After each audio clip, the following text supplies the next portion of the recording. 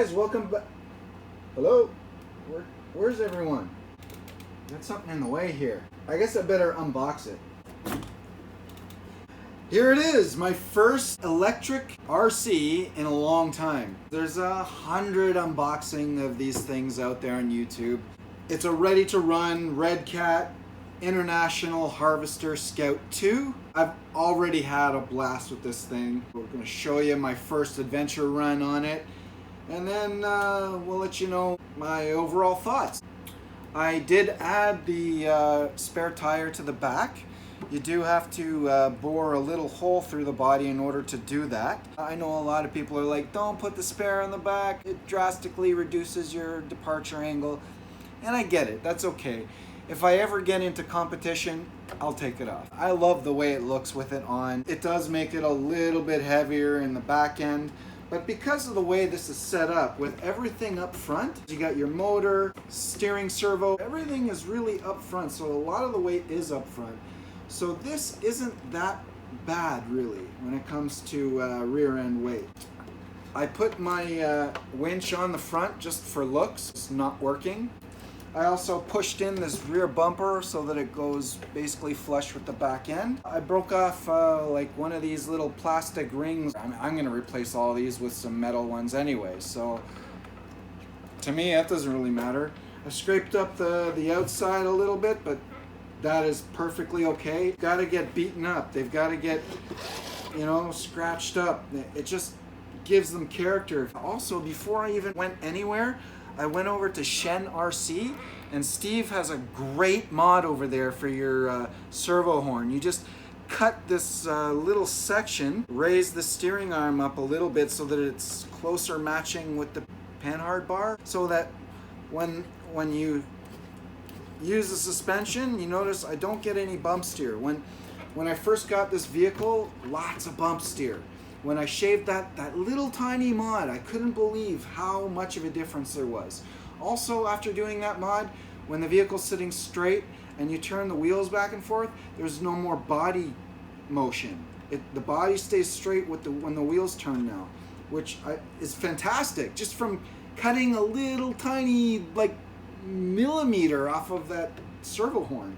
Not much more I can tell you. We'll talk more after this quick little adventure I'm going to take you on. It's like the shot stays really nice and crisp, even though the body is shaking all around and everything. You actually see the body sway in the video. Anyway, I'll stop talking and I'll let you watch it.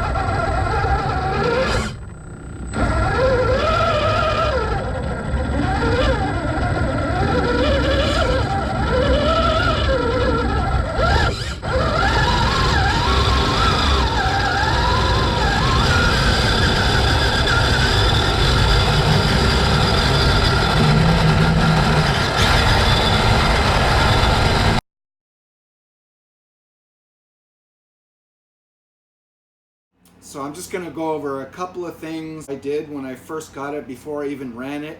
Was I cleared out the windows, spent a lot of time on the inside, wiping off all the paint, cut out all the inners of the stickers so that I still have the details of the window frames.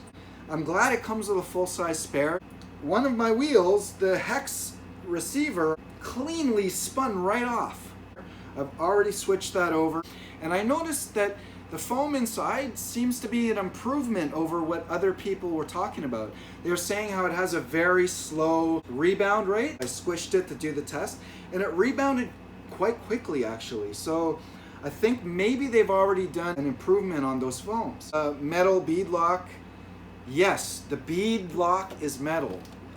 The bead lock. But the rim on the inside is plastic, and the hexes are metal, which is amazing. However, when you have a metal hex on a plastic rim, it's still a weak point there, right? Because if the hex doesn't round because it's metal, then it's gonna tear that hex receiver on that rim right off like it did for mine. I filled out the form. I told Redcat, I understand you might not replace this part, but if you wouldn't mind replacing it, that would be great. So I'll let you know how they get back to me on that. The tires are fantastic. When they were brand new, they did have like a sheen to them. But as soon as I took it out and I ran it onto a little bit of concrete, that sheen's gone, and these tires are wicked, man. They're grippy and they're nice and soft. And a lot of people's reviews on these is that they do the review before they even run it. So that they're judging the tire based on before wearing that kind of sheeniness off of them.